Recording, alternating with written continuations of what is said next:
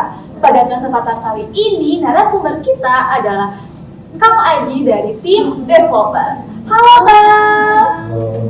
Apa kabarnya nih hari ini? Alhamdulillah. Sebelumnya makasih banyak ya Kang udah menyempatkan hadir pada hari ini.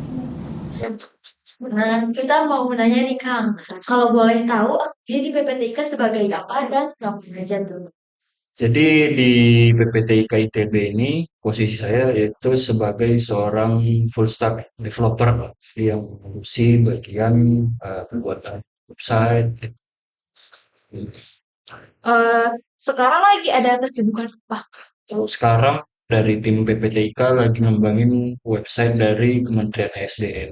Itu kayak bentuk website portal sistem informasi geografis lah gitu yang bisa nampilin informasi-informasi dari Kementerian SDM sendiri gitu. Oh gitu. Nah, dengar-dengar di PPTIK itu ada full stack ya. Ah ya. Nah itu apa sih Kang? Jadi untuk full stack itu sendiri sebuah apa ya? Bisa dibilang eh kayak struktur dari developer itu sendiri. Jadi full stack itu bisa dibagi jadi dua itu. Jadi untuk yang pertamanya itu bisa disebut sebagai back end developer, terus satunya itu front end developer. Untuk yang back end developer ini dia yang mengurusi bagian kayak algoritma dari aplikasinya tuh. Jadi kayak dari server, terus pengolahan data yang di request dari kliennya gitu.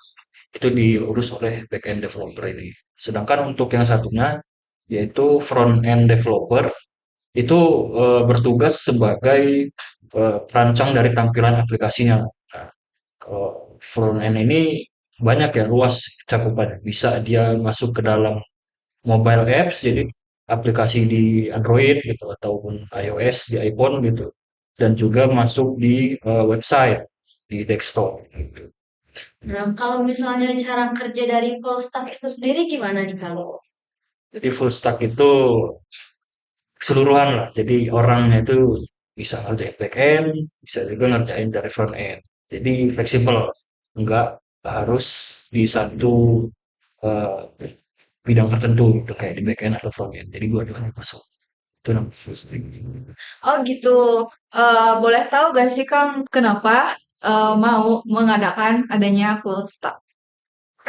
Kalau mengadakan sih lebih tepatnya begini, full stack itu kebutuhan dari perusahaan ya. Ya. Misalkan kalau kita melihat dari perusahaan-perusahaan besar gitu kan, kayak misalkan korporat-korporat seperti Tokopedia, Shopee dan lain-lain, itu full stack itu nggak ada. Karena eh, untuk para pegawainya dituntut harus kerja cepat begitu kan. Jadi dibagi-bagi nih. Kamu khusus ini apa? Front end, kamu khusus back end gitu. Jadi ada bidangnya sendiri-sendiri. Untuk di PPTIK ITB ini karena memang jatuhnya masih startup ya kan, startup itu, maka dari itu eh, untuk pembagian-pembagian daripada tim developer itu digabungkan dari semua gitu, full stack lah gitu. Jadi ya gak ada lah istilahnya kamu back end khusus ya gitu, kamu front end. Jadi semuanya bisa terlibat dalam project manapun, baik itu front end ataupun back end. Ah, gitu. Selama bikin full stack itu pasti ada hambatan ya Kak. Itu hambatannya apa? Buatannya itu banyak ya pastinya. Karena full stack kan karena kerjaan keseluruhan ya, Iya, back end maupun di front end gitu. Jadi terkadang karena ngerjain semuanya lah gitu. Jadi terkadang burn out sendiri lah gitu. iya, iya. Nah, terus mungkin kalau misalkan dari back endnya ada kendala gitu, entah di servernya mati ataupun storage-nya bermasalah lah gitu. Dari front endnya tidak bisa apa ya kayak kirim data gitu. Makanya daripada itu untuk menanggulangi hal-hal tersebut yang tidak diinginkan dalam pembuatan aplikasi itu dilakukan semacam testing. Nah, testing-testing untuk menanggulangi permasalahan-permasalahan yang mungkin terjadi gitu. Entah itu dari kesalahan penggunanya gitu kan, entah salah nginputin apa gitu ataupun dari kesalahan servernya gitu. Untuk testingnya sendiri itu ada tiga macam ya secara umum gitu. Ada yang namanya pertama itu integration testing, ada juga unit testing dan end-to-end testing. Nah, untuk yang unit testing itu dia testing dari komponen terkecil dalam aplikasi gitu. Jadi ngetes tuh fungsi ini jalan nggak nih? Kalau misalkan eh, di apa dimasukin sebuah data lah gitu. Kalau misalkan telah sukses itu melewati eh, tes-tes yang dibuat, maka program tersebut bisa dibilang sudah lulus dari testing. Terus selanjutnya ada juga namanya integration testing. Nah, integration testing itu mengetes apakah jika suatu fungsi ini berkomunikasi dengan kode atau fungsi yang lain itu kira-kira sukses atau enggak tuh. Nah, itu disebut sebagai integration testing. Nah, untuk yang terakhir, untuk memastikan aplikasi ini layak untuk dipublish atau tidak, yaitu melewati end-to-end testing. Nah, end-to-end testing ini adalah sebuah jenis testing dalam program yang digunakan untuk mengetes, mensimulasikan lah, data yang dikirim dari user atau kliennya itu ke dalam aplikasi. Apakah data tersebut berhasil diolah sesuai dengan skema yang telah dibuat? Tidak. Nah, tadi kan ada bidang front end sama back end Ya. ya. Kalau untuk proses kerja awalnya itu dari bidang front end dulu atau back end dulu? Jadi untuk proses awal itu sebenarnya dibuat dulu sebuah struktur arsitektur sistemnya tuh. Mulai dari kayak misalkan struktur database-nya gimana, terus flow dari aplikasi ini mau gimana gitu. Lalu selanjutnya apabila proses-proses tersebut sudah dilanjutkan ke dalam proses seperti pembuatan rancangan aplikasinya, rancangan desainnya lah, UI UX-nya. Kalau misalkan dari UI UX sudah terbentuk, itu bisa tuh secara asinkronus bisa dikerjakan dari front end ataupun back end. Jadi nanti kalau misalkan dari back end yang udah selesai nih, dia nanti ngirim dokumentasi untuk bisa dikonsumsi sama front end. Untuk digabungkan lah gitu, supaya bisa berkomunikasi. Gitu.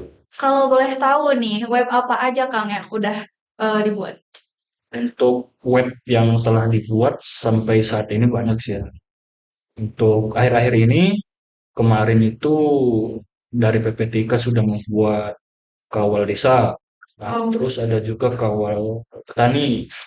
Ada juga yang terakhir kawal stunting dan saat ini sedang menggarap dari project dari Kementerian SDM itu sedang ongoing. oh gitu. Emang kalau boleh tahu nih Kang, Akang tuh awalnya jurusan apa sih? Jadi untuk basicnya itu saya kayak dibilang basic sih enggak juga sih sebenarnya. Dari awal ya, awal terjun ke dunia IT itu dari SMK saya mengambil jurusan multimedia. Nah, Wah, iya. yes, Beda banget ya? Iya. beda ya. Terus sekarang ambil apa, Kang?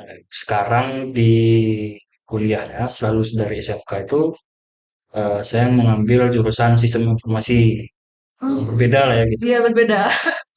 Itu kenapa saya bisa switch bidang seperti itu?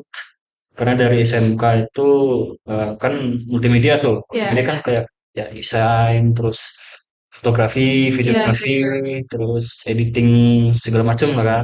Nah, di dalam bidang multimedia kan ada desain tuh. Nah, Iya.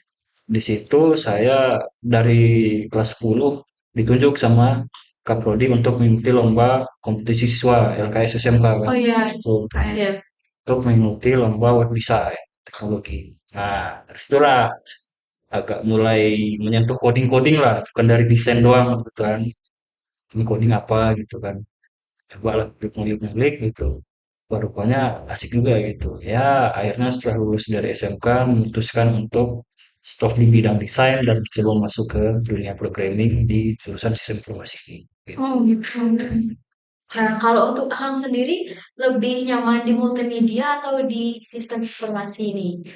Sebenarnya itu bukan nyaman tidak nyaman ya, tapi dua hal yang saling berhubungan gitu. Karena dari web, programming lah gitu ya, IT dan juga multimedia itu saling bergantung lah istilahnya. Karena dari multimedia kita bisa mulai dari mendesain untuk bagaimana aplikasi ini gitu kan, UI-nya gitu, dan juga diimplementasikan ke programming gitu. Jadi nggak salah jurusan juga sih multimedia. Ilmunya dapat lah gitu untuk misalkan mendesain web aplikasi gitu. Jadi punya dasarnya ya dari multimedia itu. Nah, kalau boleh tahu nih Kang, sistem apa aja sih yang dipakai di PPTIK? Kalau di PPTK itu banyak ya sistemnya dan bisa dibilang sistemnya itu mengikuti tren lah gitu kan. Jadi kita mulai dari awal untuk sistem yang ada itu di bagian teknologi itu ada dibagi menjadi kurang lebih yang saya tahu itu ada tiga sih kalau nggak salah. Yang pertama itu ada monolitik dan juga REST API dan juga microservice. Untuk yang monolitik itu dia tuh sistem yang dibuat seluruhan mulai dari itu UI-nya, desainnya, bagian front end ya, back end-nya juga dan dari database-nya tuh dia dibuat dalam satu kesatuan yang besar. Jadi nggak dipisah-pisah. Itu monolitik. Lalu yang kedua ada REST API. Nah, REST API ini dia mulai dipisahkan tuh untuk front end yang mana, untuk yang back end yang mana. Nah, jadi di sini mulai dibuat pisah lah gitu. Jadi ada yang bisa ngerjain back end, ada yang ngerjain front end. Lalu yang terakhir itu ada microservice. Microservice ini adalah tadi kan udah dipecah nih, ada front end, ada back end. Back end ini dipecah lagi, Oh, microservice. Jadi banyak service di situ. Nah, jadi dari kliennya nanti front end itu bisa masuk ke macam-macam service yang ada, gak ke dalam satu API gitu. Jadi itu microservice. Gitu. Nah, itu sistemnya. Untuk yang di PPTIK sendiri, untuk saat ini masih memakai di API ya, REST API lah. Jadi untuk front end-nya ada sendiri, untuk service-nya ada sendiri gitu. Kenapa REST API ini dipilih? Karena untuk di PPTK kan nggak cuma untuk website aja tuh ya sistem atau servisnya gitu. Dia juga ada di aplikasi mobile. ya. Jadi untuk supaya nggak bikin servis baru, supaya servisnya satu, satu aja bisa dipakai web dan mobilenya, dibikinlah untuk API ini sendiri. Jadi dari website ataupun mobilenya nanti mengarah ke API. Jadi nggak monolitik lah gitu. Kalau monolitik nanti susah maintenance dan bikin servisnya banyak gitu kira-kira. Jadi itu tuh bercabang jadi banyak banget ya. Iya.